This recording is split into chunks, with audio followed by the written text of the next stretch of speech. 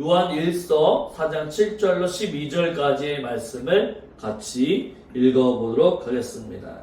같이 읽습니다. 사랑하는 자들아, 우리가 서로 사랑하자. 사랑은 하나님께 속한 것이니 사랑하는 자마다 하나님으로부터 나서 하나님을 알고 사랑하지 아니하는 자는 하나님을 알지 못하나니 이는 하나님은 사랑이심이라. 하나님의 사랑이 우리에게 이렇게 나타난 바 되었으니 하나님이 자기의 독생자를 세상에 보내심은 그로 말미암아 우리를 살리려 하심이라. 사랑은 여기 있으니 우리가 하나님을 사랑한 것이 아니요 하나님이 우리를 사랑하사 우리 죄를 속하기 위하여 화목제물로 그 아들을 보내셨습니다. 사랑하는 자들아, 하나님이 이같이 우리를 사랑하셨은즉 우리도 서로 사랑하는 것이 마땅하도다. 어느 때는 하나님을 본 사람이 없어되 만일 우리가 서로 사랑하면 하나님이 우리 안에 거하시고 그의 사랑이 우리 안에 온전히 이루어지느니라. 아멘. 이 3월 한 달간은 하나님의 사랑에 대해서 살펴보도록 하겠습니다. 오늘 첫 번째는요, 하나님의 사랑을 경험하고 누리는 삶이란 제목으로 함께 은혜를 나누기를 원합니다. 여러분, 우리가 살아가면서 가장 많이 듣고 가장 많이 말하는 단어 중에 하나가 있다고 한다면 어떤 것이 있을까요? 바로 사랑이라고 하는 거죠. 사랑. 우리는 하루에도 수없이 사랑에 대해서 말을 합니다. 부모가 자녀에게 사랑해 라고 말을 하기도 하고, 또한 사랑하는 연인들끼리 서로 사랑에 대해서 고백하기도 합니다. 친구들끼리도 친구야 나는 너를 정말 좋아해 라고 애정 표현을 하기도 하죠. 그런데 가끔 이런 생각이 들 때가 있습니다. 사랑이란 도대체 무엇을 말하는 것일까? 어떤 사랑은요, 오래가지 않고 또한 어떤 사랑은 실망을 주기도 합니다. 처음에는 뜨겁게 사랑했지만 시간이 지나면 식어지는 것이 사랑의 모습이죠. 때로는 사랑받고 싶지만 아무도 나를 사랑하지 않는 것 같은 외로움을 느낄 때도 있습니다. 그렇다고 한다면 변하지 않는 사랑, 영원한 사랑은 어디에 있을까요? 오늘 우리가 함께 나눌 말씀이 요한 1서 4장 7절부터 12절의 말씀은 바로 이 질문에 대한 답을 주고 있습니다. 이 세상의 사랑이 아닌 바로 영원한 사랑, 그 사랑은 무엇인가? 오늘 본문은 우리에게 이야기해주고 있는 거죠. 그것은 바로 하나님은 사랑이시다라고 하는 것이고, 사랑은 하나님께로부터 하나님이 만드신 것이고, 바로 하나님이 곧 사랑의 근원이다라고 하는 것을 말씀해 주고 있는 것입니다. 하나님 이꼴 사랑이다라고 하는 거죠. 오늘 이 말씀을 통해서 하나님의 사랑이 무엇인지, 그리고 그 사랑을 우리가 어떻게 경험할 수 있는지, 또한 그 사랑을 어떻게 우리가 실천할 수 있는지를 한번 생각해 보기를 원합니다. 첫째로는요, 우리가 하나님의 사랑을요 배워야 한다라고 하는 거죠. 하나님의 사랑을 경험하고 누리려면 첫 번째로는 하나님의 사랑을 배워야 한다는 것입니다.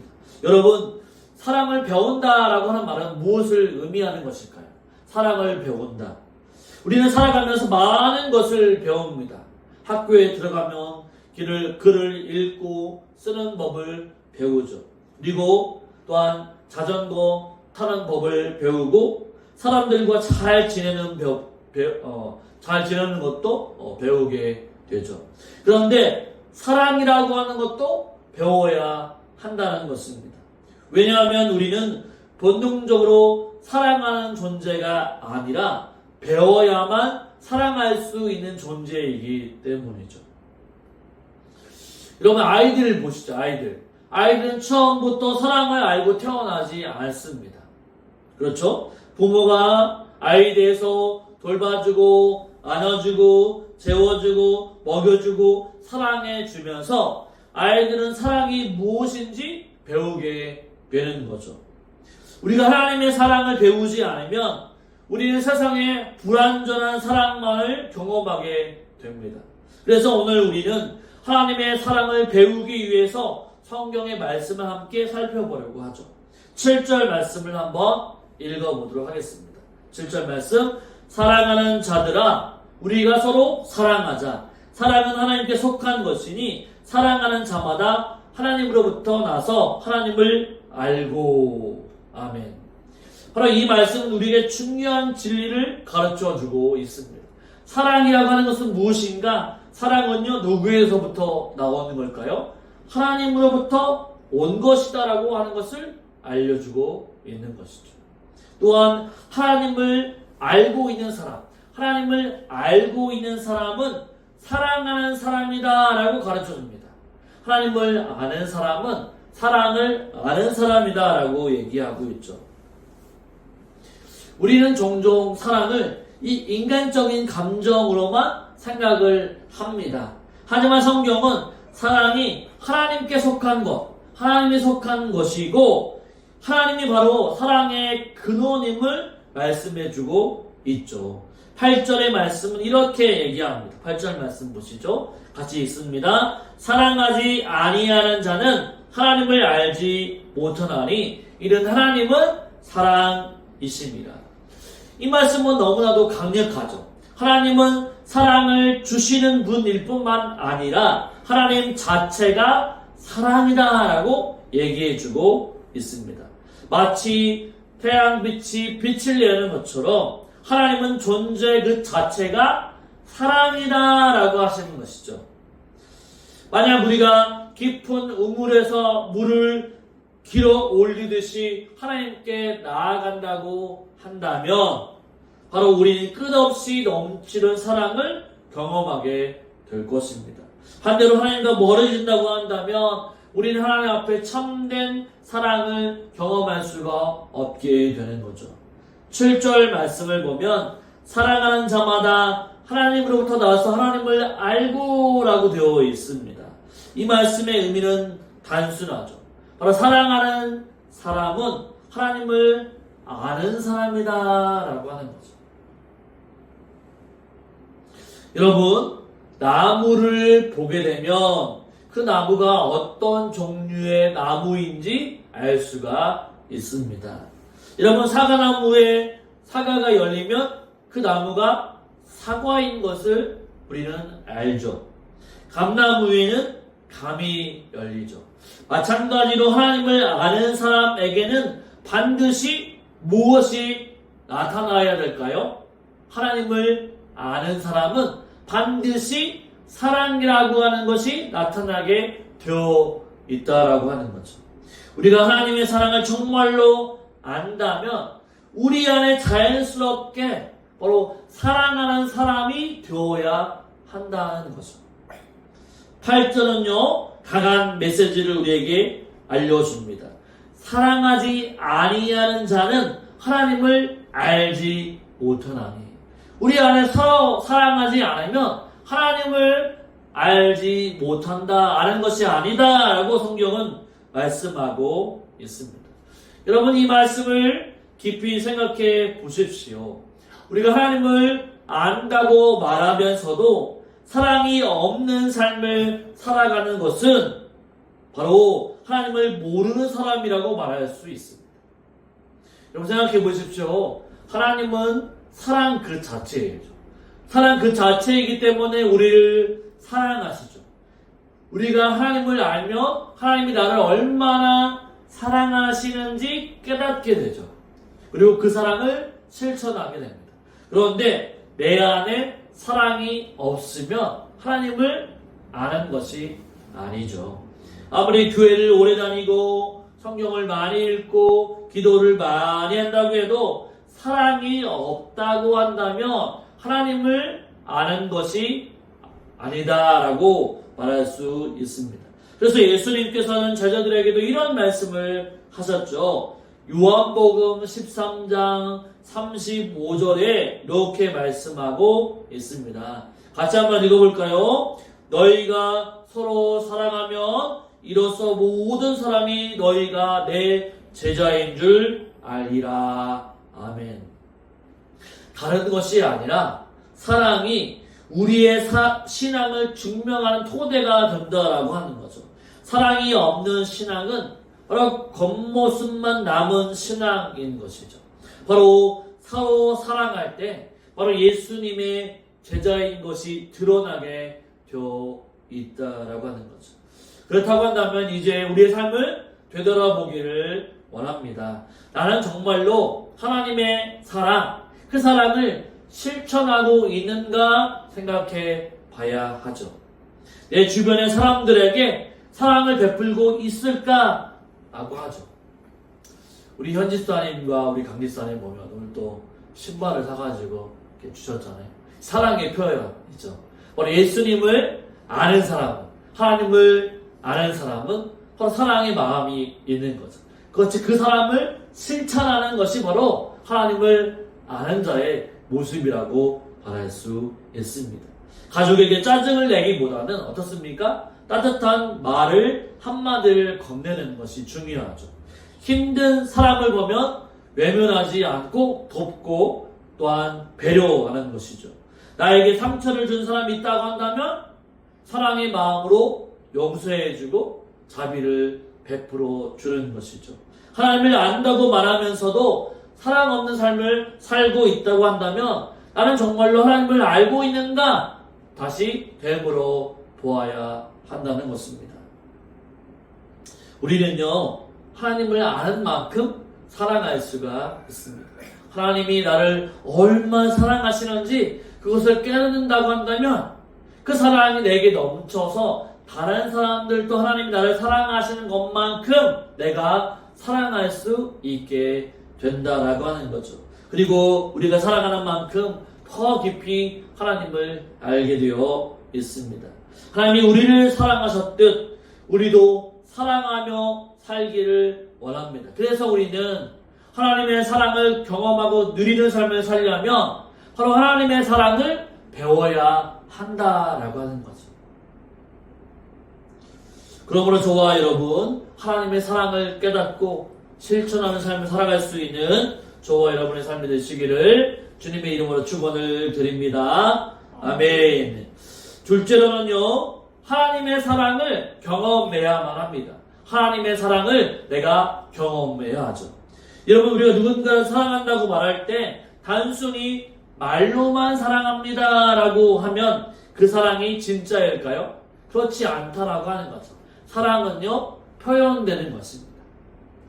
예, 진짜로 사랑한다면 양보하고, 예, 또 선물도 사주고, 그런 것이 사랑이라고 하는 거죠. 반드시 행동으로 보여주는 것이 사랑인 것이죠. 부모가 자녀를 사랑하면 어떻게 할까요? 예, 아침에 따뜻한 밥을 지어주고, 옷도 사주고, 아플 때 돌봐주고, 위험할 때 대신 희생을 치르면서 그 사랑을 보여줍니다. 친구의 사이에도 마찬가지이죠. 진짜 사랑은요, 말보다 행동으로 드러나게 되어 있다라고 하는 거죠. 하나님도 마찬가지입니다. 하나님께서는 나는 너희를 사랑한다 라고만 말하시는 것이 아니라 하나님은 우리 앞에, 눈앞에 확실하게 사랑의 증거를 보여주셨다라고 하는 거죠. 9절 말씀을 한번 읽어보도록 하겠습니다. 9절 말씀 같이 있습니다. 하나님의 사랑이 우리에게 이렇게 나타난 바 되었으니 하나님이 자기의 독생자를 세상에 보내심은 그로 말미암아 우리를 살리려 하심이라. 아멘. 여기서 중요한 단어가 있습니다. 그것은 무엇이냐면 우리에게 나타난 바 되었으니 라고 하는 말씀입니다. 나타난 바 되었으니. 하나님께서는요, 사랑을요, 말로만 하신 것이 아니라 행동으로 보여주셨다라고 하는 거죠. 하나님께서 우리를 가장 사랑하신다라고 하는 직접 보여주시는 증거는 누구일까요? 보여주시는 증거는 무엇일까요? 바로 예수님이라고 하는 거죠. 예수님. 바로 하나님은 하나밖에 없는 독생자 예수 그리스도를 이 땅에 보내주신 것입니다. 부모가요, 가장 사랑하는 자녀를 다른 사람을 위해 내어준다라고 하는 것은 바로 상상할 수 없는 일입니다.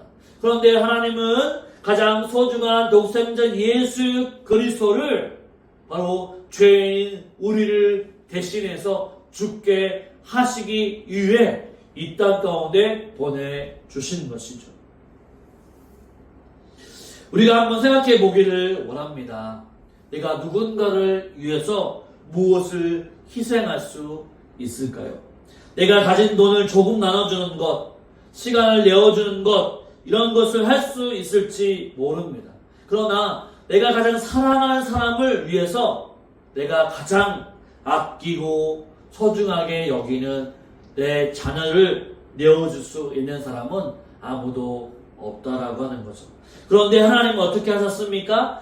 가장 소중한 하나밖에 없는 아끼는 독생자 예수 그리스도를 바로 죄인을 위해서, 우리를 위해서 내어주셨다라고 하는 거죠. 이보다 더 큰 사랑이 어디 있을까요? 바로 하나님이 예수님을 보내신 것은 단순한 선택이 아니라 우리 없이는 도저히 살 수 없다라고 하는 사랑의 표현으로 예수님을 보내어 주신 것입니다. 9절 하반절에 보면 이런 말씀이 있죠. 그를 말미암아 우리가 우리를 살리려 하심이라 라고 말씀하고 있습니다. 하나님은요, 하나님의 사랑은요, 어떤 사랑인가? 바로 죄인을 살려주시는 희생의 사랑이라고 하는 거죠. 우리는요, 죄 때문에 영적으로 죽은 사람입니다. 죄라고 하는 것은 우리를 하나님과 멀어지게 하고 죄와 영원한 죽음과 심판 가운데 우리를 놓이게 만들죠. 그러나 하나님은 우리를 절대로 포기하지 않으셨습니다. 예수님을 보내주시고 예수님이 우리가 당해야 할 모욕과 또한 비난과 또한 고난을 다 받으신 다음에 십자가에서 우리의 모든 죄를 또한 받으시고 죽으셨다는 사실이죠. 여러분, 이것이 바로 예수님이 우리를 위해서 하신 일입니다. 우리는 죄 가운데 빠져 있지만 그러나 예수 그리스도의 희생 때문에 우리는 살 수 있게 되었다라고 하는 거죠. 바로 하나님이 하나밖에 없는 아들 예수 그리스도를 우리를 대신해서 바로 죽으셨기 때문에 우리가 다시 살아나는 거죠. 만약 우리가 깊은 우물 가운데, 깊은 바다 가운데, 물 가운데 빠져서 허우적거렸을 때 바로 예수님께서는 뛰어들어서 자신을 죽으시고 우리를 살려주신 것과 같다고 말할 수 있는 것입니다. 우리가 예수님을 믿을 때 우리는 그 사랑을 경험할 수 있게 되는 것이죠. 10절은 이렇게 우리에게 말씀해 주고 있습니다. 같이 한번 읽어볼까요? 사랑은 여기 있으니 우리가 바로 하나님을 사랑하는 것이 아니요 하나님이 우리를 사랑하사 우리 죄를 속하기 위하여 화목제물로 그 아들을 보내셨습니다. 아멘. 이 말씀을 깊이 생각해 보면 한 가지 깨닫는 사실 한 가지가 있습니다. 바로 우리가 하나님을 먼저 사랑하는 것이 아니라 어떻습니까? 반대로 하나님이 먼저 우리를 찾아와 주시고 하나님이 먼저 우리를 사랑해 주셨다라고 하는 거죠.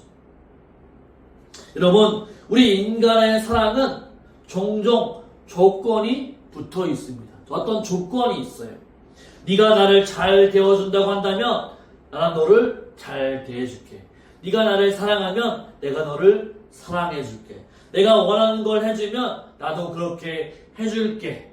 너가 나에게 상처 줬으니까 나는 이제 너를 사랑하지 않을 거야 라고 하는 종종 우리가 조건을 붙이며 따지게 됩니다. 바로 이런 사랑은요, 세상의 사랑이죠. 하지만 하나님은 세상의 사랑과 다르게 우리를 너무나도 사랑해 주십니다. 우리가 하나님을 외면하고 죄를 짓고 하나님의 뜻과 상관없이 살아갈 때에도 하나님은 우리를 절대로 포기하지 않으시는 거죠. 우리가 하나님을 찾지 않을 때에도 하나님은 오히려 우리를 먼저 찾아와 주신다는 사실입니다. 여러분 생각해 보십시오. 어떤 부모가 길을 잃어버린 아이를 찾고 있다고 생각해 보십시오. 아이들은 어릴 때 주변을 잘 살펴보지 않고 오직 직진으로만 길을 간다고 합니다. 그래서 아이들은요, 부모를 찾지 못하고 두렵고 또한 떨고 있지만 부모는요, 온 힘을 다해, 온 정신과 힘을 다해 아이를 찾으러 다닙니다. 바로 부모의 사랑은 아기가 부모를 찾을 때까지 기다리는 것이 아니죠. 아이를 먼저 찾아 나서는 것이 바로 부모의 사랑입니다. 하나님의 사랑도 마찬가지죠. 우리가 하나님을 찾진 않았지만 반대로 하나님께서는 우리를 먼저 찾으신다는 사실입니다. 바로 그것이 예수님의 십자가의 사랑이라고 하는 거죠. 여러분, 우리는 이 하나님의 사랑을 정말 경험하고 있는지 생각해 봐야 합니다. 하나님의 사랑을 우리가 경험하게 되면 우리의 삶이 바뀌어진다라고 하는 거죠. 하나님의 사랑을 경험하면 두려움이 사라지게 됩니다. 내 인생이 하나님의 손 안에 있다라고 하는 것을 알기 때문에 우리가 절대로 두려워하지 않죠. 하나님의 사랑을 경험하면 죄책감 가운데서 자유롭게 됩니다. 왜냐하면 내가 용서받았다라고 하는 사실을 분명히 알기 때문이죠. 하나님의 사랑을 경험하기만 한다면 다른 사람을 사랑할 수 있는 힘이 생기게 됩니다. 왜냐하면 내가 예수님 때문에 사랑받았다라고 하는 사실을 알기 때문에 다른 사람도 사랑할 수 있다라고 하는 거죠.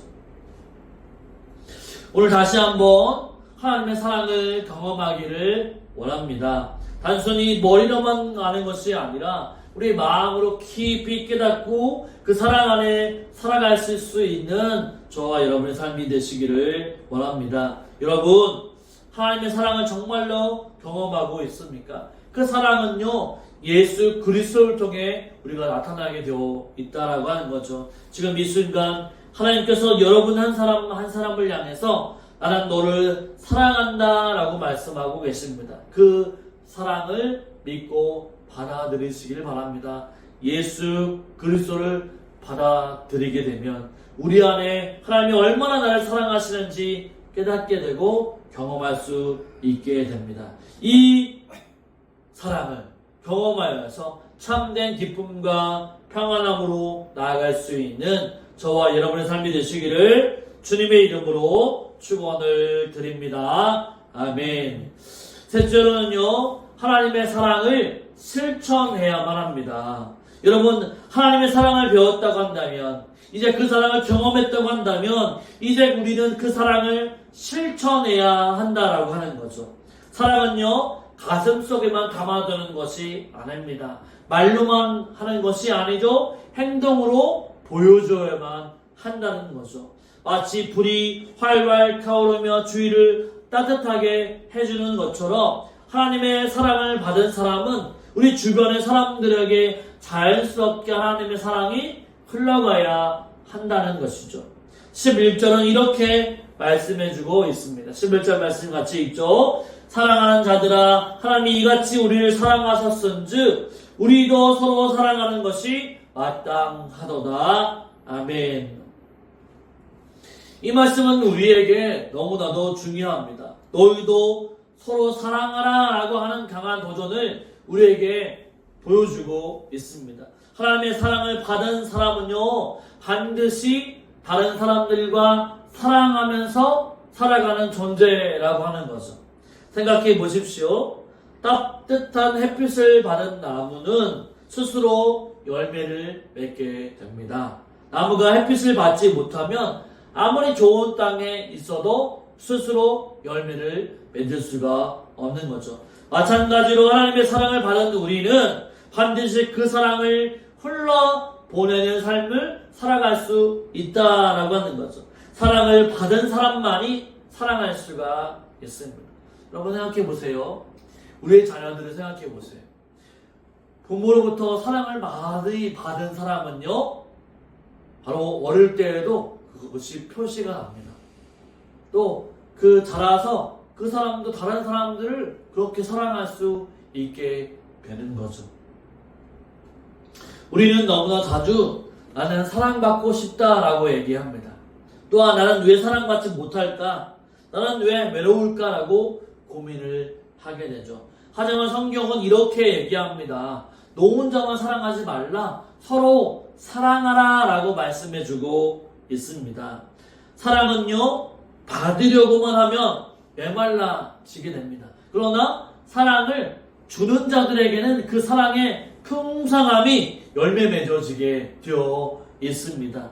우리가 사랑을 실천할 때 그 사랑이 우리 안에서 깊이 자라나는 거죠. 12절 말씀은 이렇게 말씀하고 있습니다. 같이 볼까요? 어느 때나 하나님을 본 사람이 없으되 만일 우리가 서로 사랑하면 하나님이 우리 안에 거하시고 그의 사랑이 우리 안에서 온전히 이루어지느니라. 아멘. 이 말씀은요, 아주 놀라운 진리의 말씀을 우리에게 가르쳐주고 있습니다. 우리는요, 하나님을 눈으로 본 적이 없습니다. 하지만 우리가 서로 사랑하게 되면 우리는 하나님을 경험할 수 있다라고 하는 거예요. 예, 사랑 그 자체가 하나님이시기 때문에 우리가 서로 사랑하는 모습을 보게 되면 하나님을 볼 수 있다라고 성경은 얘기하고 있는 거죠. 어떤 사람들은 이렇게 말을 합니다. 나는 하나님을 만나보고 싶어요. 하나님이 정말로 계신지 알고 싶어요. 라고 질문을 합니다. 그러나 성경은 분명히 얘기해주고 있는 거죠. 어떻게 해요? 바로 우리가 서로 사랑하게 되면 하나님을 경험할 수 있다라고 성경은 얘기하고 있습니다. 우리가 사랑하는 삶을 살 때에 하나님이 우리 안에 계시다라고 하는 것을 분명히 알게 됩니다. 그리고 그 사랑을 실천하게 될 때 하나님의 사랑이 우리 안에서 완성이 되는 것이죠. 다시 말해서 우리가 사랑을 실천할 때 하나님의 사랑이 하나님이 우리 안에 더욱더 역사하신다라고 하는 것이죠. 여러분 11절에서요. 서로 사랑하는 것이 마땅하다라고 얘기하고 있습니다. 서로 사랑하는 것 바로 지극히 당연하다, 해야만 한다라고 성경은 이야기하고 있는 거죠. 사랑은요, 이와 같이 선택이 아닙니다. 우리가 해야 한다라고 하는 거죠. 여러분 성경은요, 그렇게 우리에게 서로 사랑하라라고 말하고 있습니다. 그런데 여러분, 서로 사랑하는 것이 쉬울까요, 어려울까요? 예. 첫 번째, 쉽다, 아니면 어렵다. 여러분, 서로 사랑해서 결혼하지만 어떻습니까? 예, 사랑만 있는 것은 아니죠. 때로는 시기하고 질투하고 미워하기도 하면서 사람은 살아갑니다. 그렇죠. 바로 많이 사랑할 수가 없게 되는 것이 우리의 모습이죠. 서로 사랑할 수 없는 것이 우리의 모습이기도 합니다. 하지만 그렇기 때문에 사랑하게 되면 어떻습니까? 남을 이해하게 되고 또 괜히 보고 싶어지기도 하고 빨리 목소리를 듣고 싶기도 하고 또한 그 사람에 대한 모든 것들을 표현할 수 있게 되는 거죠. 바로 사랑이라고 하는 것은 바로 그렇다라고 하는 것입니다. 조건 없이 사랑하는 것. 우리가 하나님이 바로 그러한 모습이라고 하는 거죠. 하나님은요, 내가 하나님을 미워해도 하나님은 나를 먼저 찾아와 주시는 거죠. 그렇기 때문에 우리는 분명히 사랑해야만 합니다. 성경도 마태복음 5장 44절에서 예수님은 우리에게 이렇게 말씀해주고 있습니다. 같이 한번 읽어볼까요? 나는 너희에게 이르노니 너희 원수를 사랑하며 너희를 박해하는 자를 위하여 기도하라. 아멘. 예, 우리는 사랑하기 어려운 사람을 만날 때 이 사람까지 내가 어떻게 사랑하지? 라고 생각할 수가 있습니다. 하지만 그때 하나님께 기도하게 되면 하나님은 우리의 마음을 열어주시고 그 사람을 나를 변화시켜 주시고 다른 사람을 사랑할 수 있는 힘까지도 하나님은 우리에게 바로 베풀어 주신다라고 하는 거죠. 진정한 사랑은 내 힘으로 사랑하는 것이 아닙니다. 미워해도 하나님의 사랑으로 사랑할 수 있는 것이 진정한 사랑인 것이죠. 하나님의 사랑이 내 안에서 흘러나올 때만 진정한 사랑을 경험할 수 있게 되는 것입니다. 이제 우리의 삶을 한번 되돌아볼까요? 나는 정말로 하나님의 사랑을 실천하고 있는가? 가족들에게 따뜻한 말 한마디를 하고 있는가? 친구들에게 관심을 가져주고 있는가? 나를 미워하는 사람들을 향해서 기도해주고 있는가? 교회 공동체에서 다른 사람을 사랑으로 섬기고 있는가? 여러분, 사랑은요, 거창한 것이 아닙니다. 아주 작은 것부터 우리는 시작할 수가 있습니다. 사랑은요, 따뜻한 인사에서부터 시작할 수 있습니다. 따뜻한 말 한마디, 따뜻한 행동부터 시작할 수 있다라고 하는 거죠. 그에 앞서 내가 먼저 하나님의 사랑을 듬뿍 받은 자이기 때문에 그 사랑으로 우리 주변의 사람들에게 하나님의 사랑을 흘려보낼 수 있는 저와 여러분의 삶이 되시기를 주님의 이름으로 축원을 드립니다. 아멘.